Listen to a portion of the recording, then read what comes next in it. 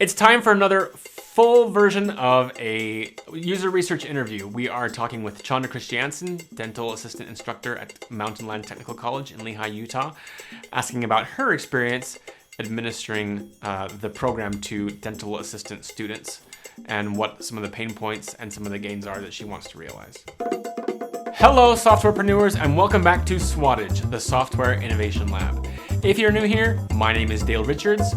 I'm a software innovator from Salt Lake City, Utah, and I love making software that changes the world. I'm building a SaaS product from concept to cash, and I'm taking you with me for the ride. If you want to change the world, build apps, grow your SaaS business, and make money doing cool software entrepreneur-related stuff, start now by subscribing and hitting the bell. My name is Chadra Christiansen. I teach a dental assisting course at Mountain Land Technical College, and I have been there for 10 years, and I have been a dental assistant since 1996. So I've had a lot of years in the dental field, and I love it. Wow, that's cool. So tell us about what you do as an instructor relative to getting your students enrolled in externships with dentists. Okay, so at our course, we require quite a bit of hours on our students. We feel like it's very important for them to have a good practice time before they are certified. And so we require a total of 750 hours. That is including classroom time. And then they have to get 270 hours externing at an office on their externship, or being an intern on their externship. So they have 270 hours that they have to do at an office that is an intern, and then once they complete those, they get a certificate from our school. How do you pair up the students with the dentists, with the employers where they're interning? So we do have some doctors in the valley that we get in touch with, but we have our students do that themselves. It gives them the opportunity to look for a job and get that practice. So if they do have an issue or have a hard time finding an office, we can usually steer them in a direction to an office that we know is looking for some students. Can you describe some of the main challenges the students have when they're looking for an externship employer? I think the main challenge is that most dentists in the area aren't really in need of students.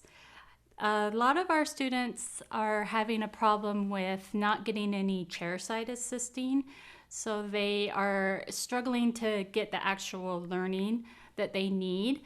Sometimes they go and they're just extra hands, so they'll just stick them in the sterilization room. Sometimes that's okay, but we like to stress to our students that's not what they're trained on, and we want them. So it's kind of hard because, the students aren't exactly needed, but we always get a higher rate or hiring rate for our students.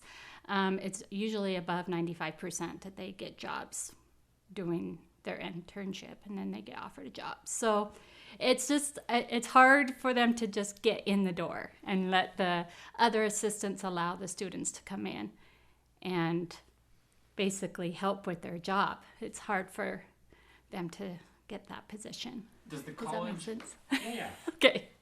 Does the college, or do you do anything to ensure that the employers know they need meaningful learning experience? What is that you do? Okay, yeah. So we do send out a letter that the students give to the offices that list all of the things that they have been trained previously on, so that they are willing to let them do those things.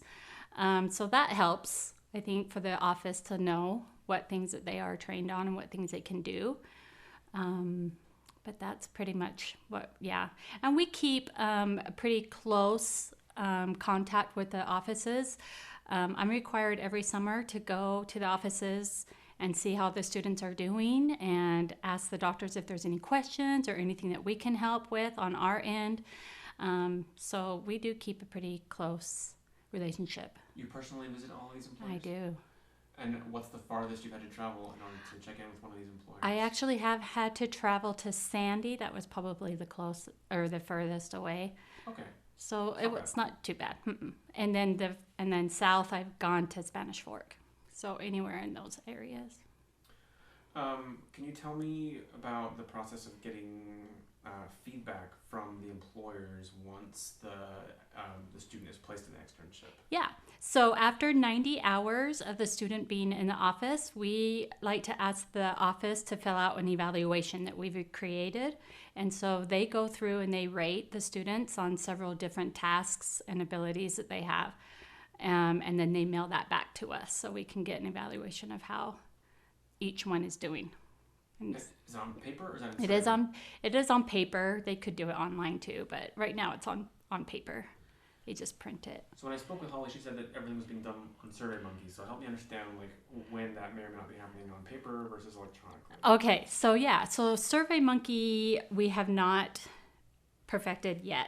It is in the process because everything is going online now, and so that's not in the works. But it is. I mean, it is in the works, but it's not finalized. It's still on paper right now. But SurveyMonkey would be the exact same questions that's from the paper. How many? So yes. After 90 hours, you get feedback. 90 hours. Out of how many total hours? Are there 270. 270. Okay. And you do it just the one time at 90 hours. Mm-hmm. What are some of the biggest concerns that you're hearing back from employers when they get feedback about after 90 hours? Okay, so the main concern that a lot of our doctors are saying that the students aren't showing up on the required time, which is really hard sometimes as a teacher because it frustrates me. So I essentially have to become a babysitter and call them and say, why didn't you show up for your externship, or what happened, what's going on, or they didn't show up at the beginning, for their shift on a certain day? Yes. Or they just didn't show up on the first day to start working? No. So they're not showing up on certain days. Okay. So a shift for the day. If they're scheduled to come in, sometimes they don't come in, and they don't call ahead to let them know because they think, I'm just an extern, or an intern, whatever you want to call it. And they don't feel like they're valuable. And then, so then they don't show up, and the doctors are like, well, we had you scheduled. And it's really frustrating. That's probably one of my most frustrating things too, as a teacher, that sometimes they just don't feel like it's very important. Yeah. So. Anything else besides showing up? Let's see. What's another thing that they, no, I think most of the time on our evaluations, the doctors are very pleased with most of the students. There's usually not too many complaints. They're pretty happy with them. What's the response rate from the doctors on the surveys that you send out, the tracking forms that you mail out? Usually we get all of them, but it's hard because the assistant has to make sure that they get it to the office, and then the office mails it back to me at the campus. So sometimes it gets lost in that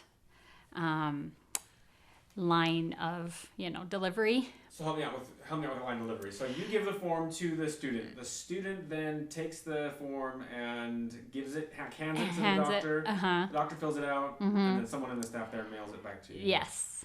So you're not sending this form straight to the doctor's office, straight to the dentist's office? No, but that's what the SurveyMonkey will do, hopefully. Okay. All right. We'll be able to email them the survey. Keep walking me down the path then now. So they finished the externship. Dentists are generally pleased. This person came to work for the most part, and they were pleased with the work, the quality of the work. They completed 270 hours. They finished their coursework and they graduate. Then what happens? It's get them into full-time employment. So, the placement, the tracking, what's next? Right. So then, once they have completed all their hours, we have them fill out what we call an exit form, meaning that they have completed all their hours, they're certified, but we like to track what their future holds. So we kind of want to know if they're continuing their education and what school they're going to. We also like to find if they were hired or if not, and if they want to continue in the dental field, and if not, and why. So those are kind of the questions that we want to. But then after that, we kind of just, Oh, we do follow up actually. We have what we call an alumni group, and it is a GroupMe, the app GroupMe. That's how we keep in touch with all the alumni students, and we post on there where offices are hiring. So you're gathering feedback from the students about what are their career plans. Yes. It's a one-time data collection. Yes. Upon graduation. Yes. On the exit form. Yes. And then is there any other feedback from that point on collected from the employer? No. No, not at all. Mm-mm. No. Is there anything? And then they have this GroupMe group where you're keeping in touch with them as an alumnus. Uh-huh. Tell me, do you know anything about the data that needs to be submitted to the accrediting body relative to placement or relative to like tracking of students? So I'm not in charge of that part. Okay. We have a separate department that's in our school that keeps track of all of that and tracking. I only get the end of year percentages, and that's when it's usually above 95 to 99%. The end of year percentages of those that graduated of placement and not placed. Mm-hmm. And someone else provides that data to you. You yes. don't have to collect it in any way. No. So you're really hands-on during the externship. Yes. But then you're more hands-off during the placement. Is that correct? Yeah. Once they're placed, we pretty much are hands-off. Can you tell me anything, if you know, like insights from dentists about what they're looking for in their employees? Like they're coming to you saying, right. It's one thing to say, like, hey, here's how your externs are performing. But like generally when they're coming to you looking for employees, what are they saying? Like, I really wish I could find someone that has this, or I'm having a real hard time with this. Right.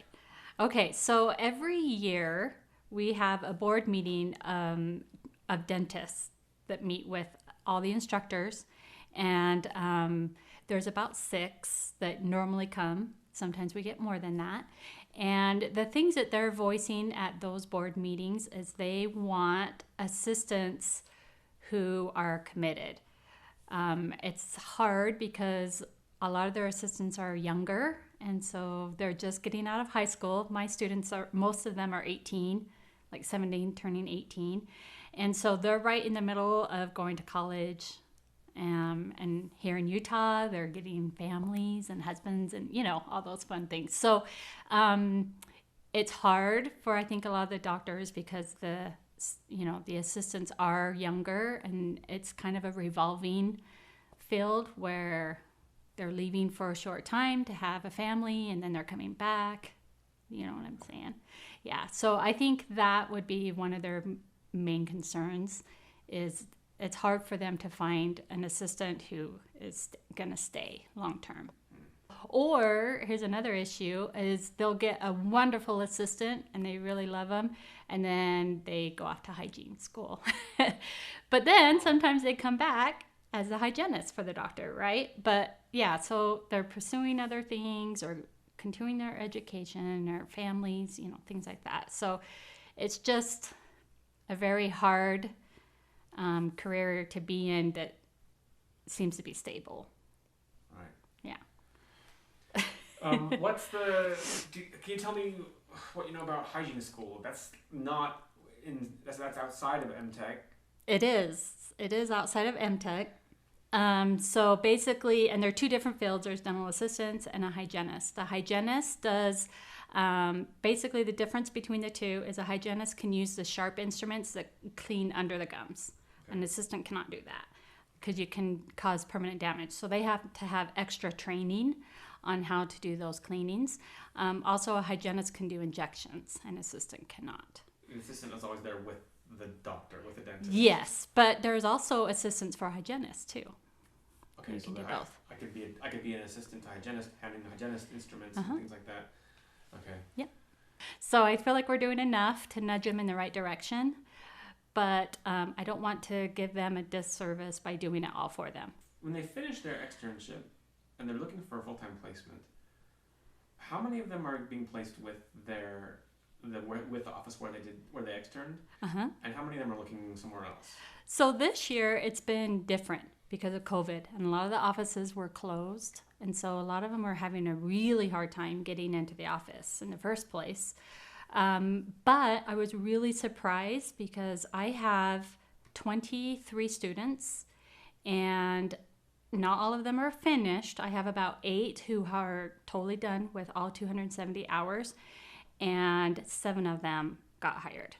Only one didn't. So, and the only reason why the one didn't was because she was moving down south and she couldn't stay and get hired. So, it's great percentage. I was really surprised because I thought that it wouldn't be that great this year. They were hired specifically with the same that they did their externship. Okay. Mm-hmm.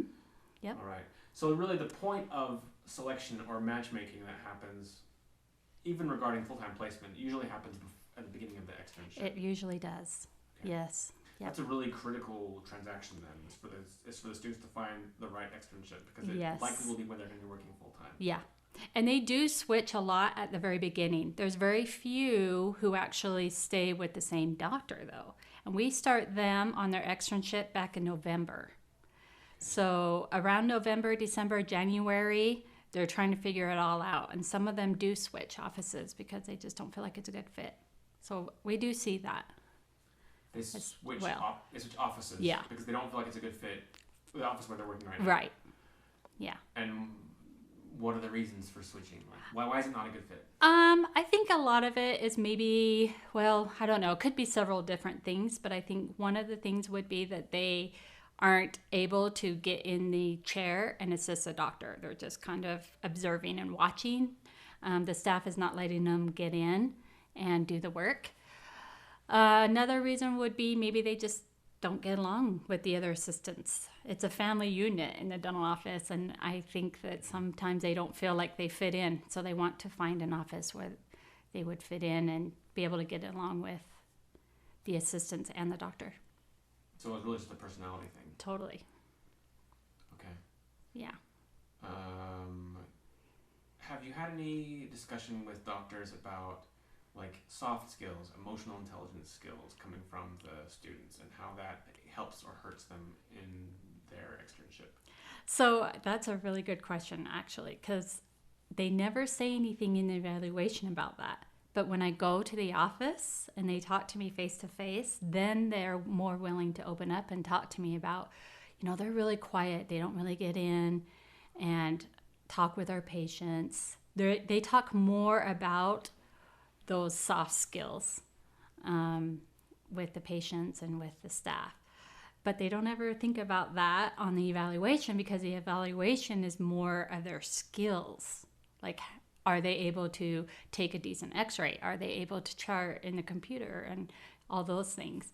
So that is actually something I want to add in the evaluation so that they can rate them on that. Because currently, right now, we don't have anything on that. So currently there are no questions on the evaluation about soft skills or about interacting with the patients. There is one about can they see? It's very broad. It'll say, are they able to call the patient and seat them? That's so broad. There's a lot more you could go into detail about. Okay, interesting. Yeah. Yeah, because that's always something when I go to the office, that's what we talk about mostly, is how they're actually present themselves and how they are professional or not professional in those soft skills. So, do you have anything on the survey, on the feedback form, the evaluation? The evaluation, yeah. Where it's just totally open comments, like, hey, any feedback about this? There is a small spot for that. And there's never any feedback about emotional intelligence skills? No, usually the only thing they write is, we loved having them in our office.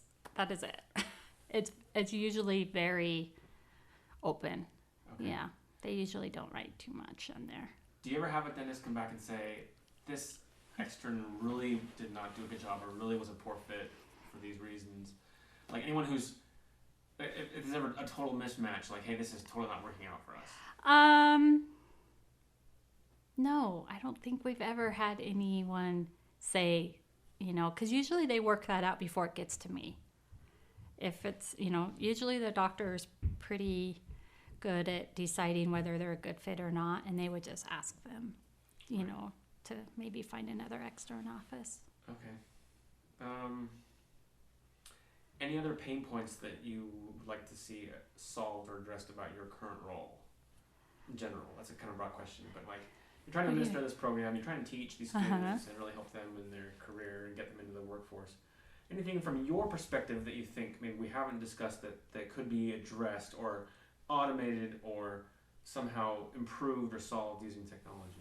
So I think that, yeah, if we could get something that was more tech savvy and easier for the students and for the doctors, it's not just, because we want to be able to help the doctors get these students in to their office to help them.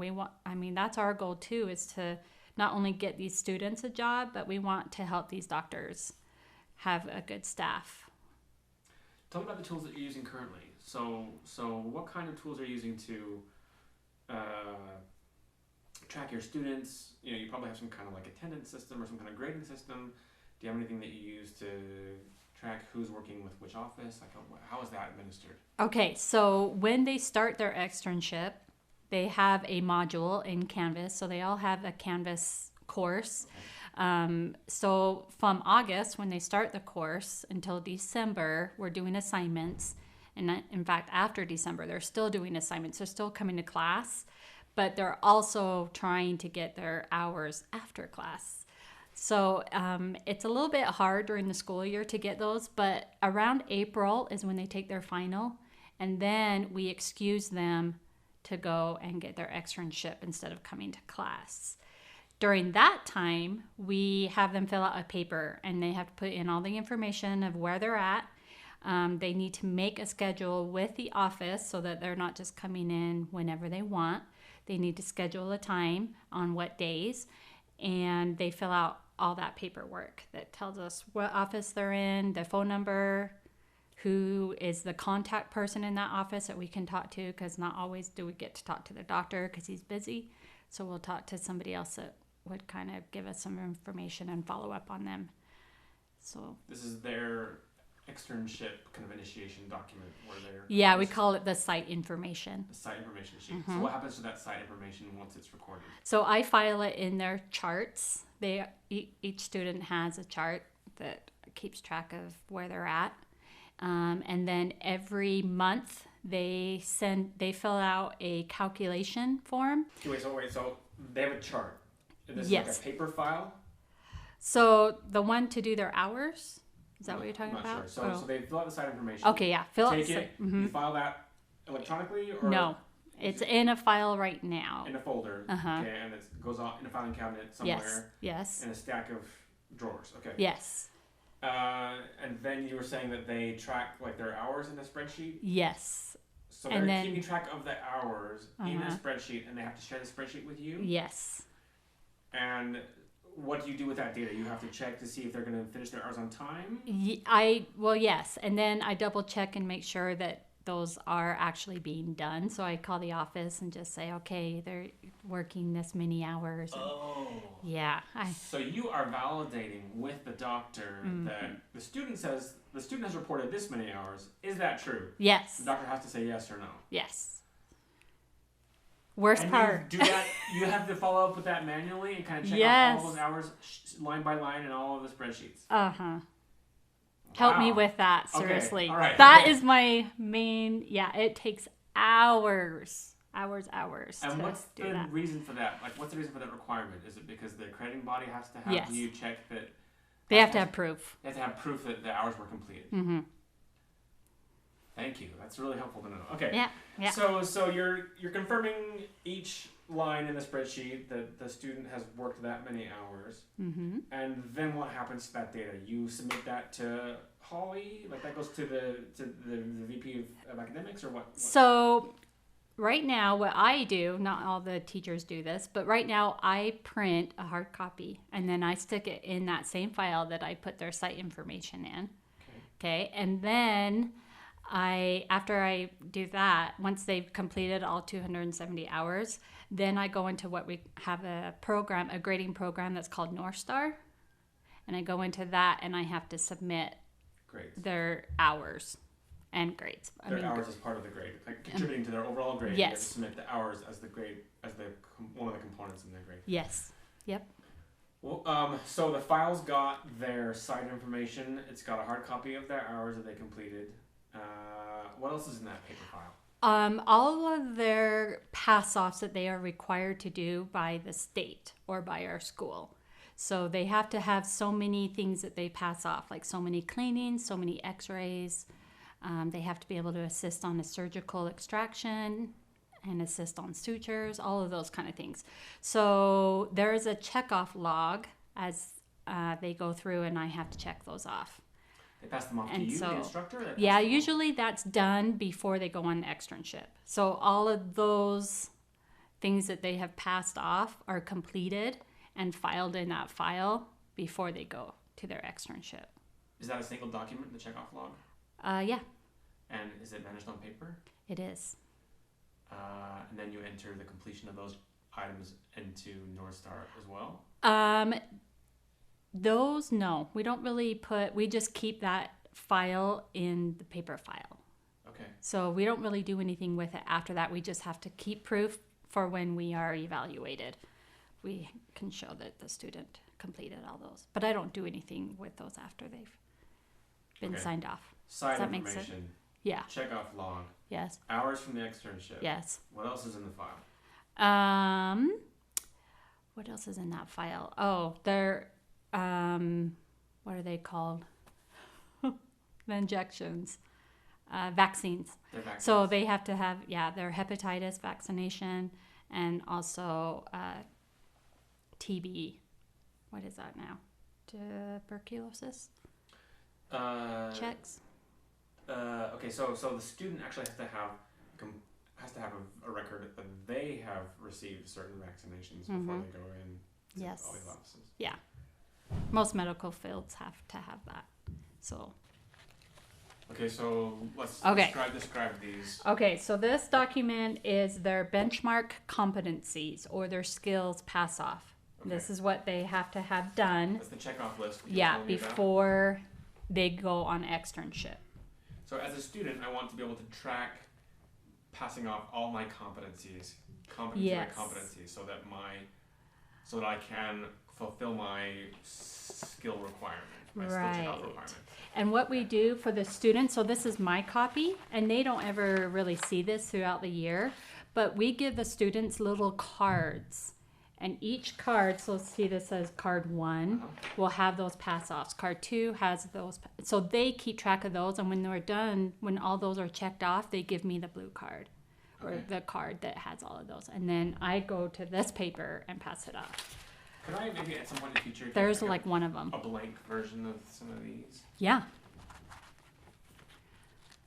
There are 20 different cards, so that's their last card. Okay, yeah, at some point I'd love to just get empty, blank templates of those. So I That'd can be see great. Exactly what you're talking about. too. Yeah, great. And then let's see. So their competencies and skills pass off. Their exit form I already talked to you about. This is the evaluation form, and some of the objectives that we ask the doctors to fill out. Yeah, So so yeah, that's the feedback form from the doctor. Okay, great. Yeah, so And then- that's the feedback. This is the site information that's on paper. And look at, like, this was one that the student just took a picture with their phone and then texted it to me. And I had to print it from my phone to my printer. Oh my gosh. Yeah, that's always fun. Okay. And then this is what so this is annoying. See, if they don't send this right to me, that is the document that they do. Here, this one's a bigger one. See, so she sent it, that's how it normally comes. But if they send it differently, like through their phone or something, it prints small, like, it's just such a Right. pain. So this is that tracking sheet for the hours. That is the tracking sheet for the hours. And And then if you go to the other page, that is their signatures that they have to get each day that they were there, and then the office signs each line at the end. And then the student signs at the bottom. So that's done day by day. Yes. So every day at the end, there's a signature. So this Yeah. doctor has just put quotes in to say like, Yeah. So it's not even really what yeah. Okay. All right. Mm-hmm. Yes. So, so let me kind of recite to you some of these statements that I think need, or what the users want to accomplish, and you can tell me if they sound correct. Okay. Okay, as a student, I want to find a site for my externship. Yes.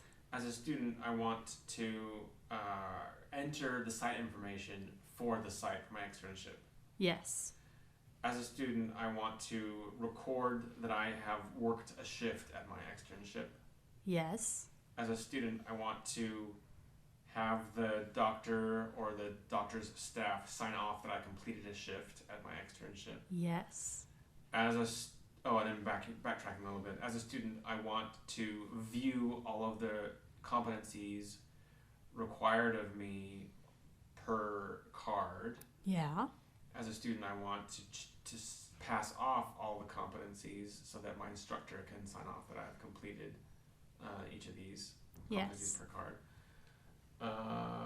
So I've enrolled in the program. I've done my competencies. I've found my site. I've entered the site information. I've worked my hours. I have gotten the signature off on each hour line.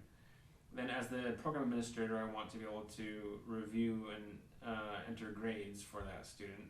Mm-hmm. And what have I missed? Evaluation. Then after as 90. As an employer, I want to be able to submit the evaluation for my student. Yes. Have I missed anything? No. And as a student, I want to upload my vaccination. Oh, yeah. Yeah.